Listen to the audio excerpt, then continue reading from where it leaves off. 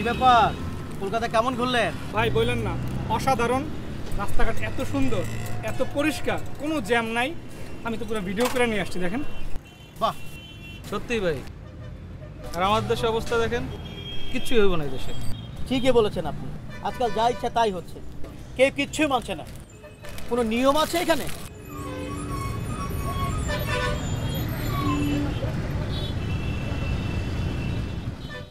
Sir, যতদিন আপনার নিজেরা কাজ না করে মুখে বড় বড় কথা বলেন, ততদিন এই দেশের অবস্থা এমনই থাকবে। আর ভারত গিয়ে কি আমরা পরিষ্কার করে আসছি? তারা নিজেরাই পরিষ্কার করেছে।